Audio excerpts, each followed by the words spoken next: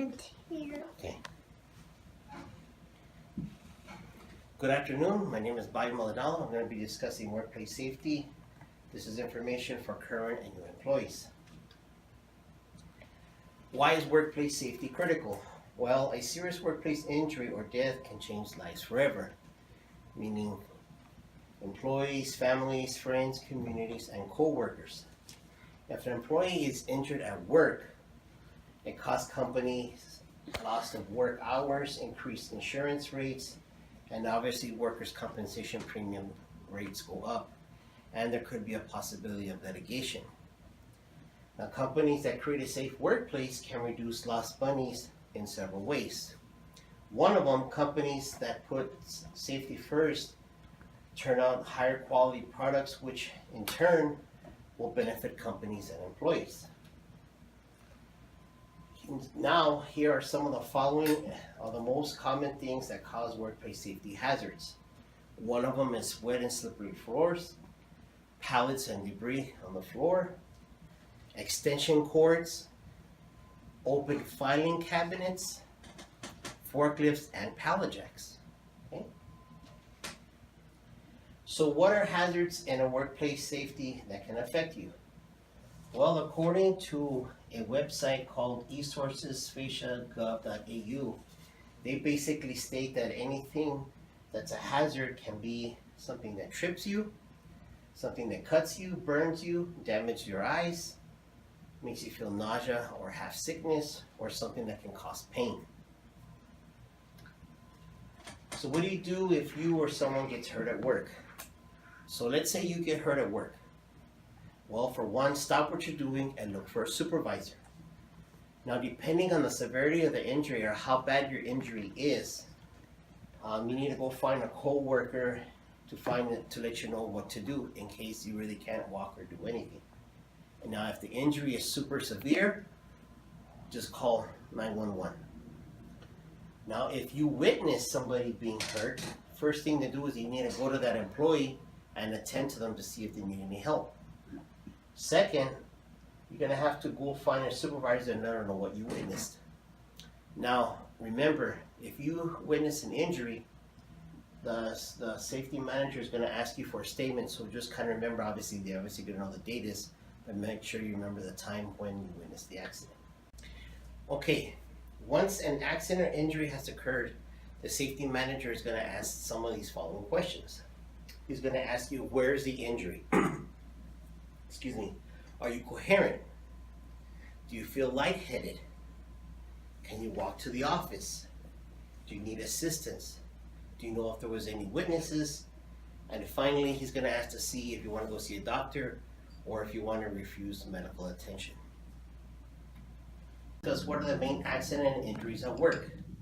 According to Deborah Lencher, who's the founder and president of Ergo Science, she states that slips, trips, and falls account for 1/3 of all personal injuries in the workplace and is one of the top causes of workers' compensation claims. She also states that injuries include broken bones, back injuries, lacerations, cuts, sprains, and pulled muscles. These accidents and injuries have cost companies over $11 billion in damage just in 2005 alone. These accidents have also accounted for over 200,000 injuries and have also accounted for 700 deaths. So what is a slip hazard? Well, basically a slip hazard is anything that's on the floor that's wet, oily, or powdery. A trip hazard is something that's basically an obstruction of your walk or pathway. And a fall is any kind of height above floor level that you fall off of a ladder, tall equipment, or working on a loading dock. Now, how can an employee as yourself prevent slips, trips, and falls? Well, according to the United States Department of Labor, they quote OSHA standards. Now, these are just a few of them. One of them is to keep floors clean and dry, obviously. Second one is to keep aisles and pathways clear and good repair, so this way you don't fall or trip or slip or anything. You gotta, this is one of the main ones, you gotta keep all exits free of obstruction and access to the exits free of obstruction as well. And finally, the use of properly maintained ladders to reach items. You can't substitute like things such as stools, chairs, or boxes to reach for stuff. Now we're going to discuss the future of workplace safety. According to Tom Rendon, who has been a forklift specialist since 1986 and a blog manager for the National Forklift Exchange, he states that as technology continues to advance in America, the future of safety in a workplace has also evolved into modern trends. Here are three of the ones that he mainly states. One of them is state-of-the-art protective equipment. Since chemicals are becoming more volatile in the workplace and hazardous, this now is changing the way people use protective equipment, meaning using goggles and gloves. Now they're donning full-blown protective equipment that covers their entire body. Another one is companies are now using incentive programs for enhancing safety awareness. These incentives range from prizes and bonuses to simple awards for ranking employees for being safe.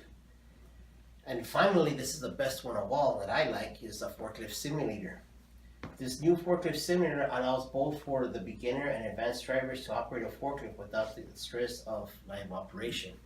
I can attest to that because we've had candidates come in saying that they know how to operate a forklift, and they say they do, and they get on it, and then they run into a rack or they run into material and damaged material, and we've had the plant manager complain about that. So I would love to have this now.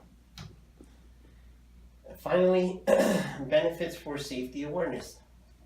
According to a website called 360training.com, companies that have management to commit to safety create a safety workplace culture where everyone wants to work at. All employees want a safe work environment, thus absenteeism drops when effective safe programs are introduced. Now more than ever, more and more companies are keeping a higher standard for safety, cleanliness, and housekeeping. When workplace safety is a priority, workers' compensation insurance claims decrease, which gives companies lowering their insurance rates. This is becoming quickly a huge benefit for all companies that need to pre-qualify for jobs. Workplace safety enables a company to retain businesses and customers. Clients that want to work with companies that are safe, so this way there's no downtime in accidents or injuries. And finally, by reducing accident or injuries, it enables companies to have a productive work environment, which in turn now companies are starting to offer rewards such as pizza parties and bonuses. So as you can see, workplace safety is vital to employers, clients, and employees. It's everybody's responsibility to be aware of safety hazards and how to avoid them. By being safe, it will prolong your career here, and it'll enable companies to provide and thrive on a battle for workplace safety. My name is Bobby Maldonado, and thank you for your time.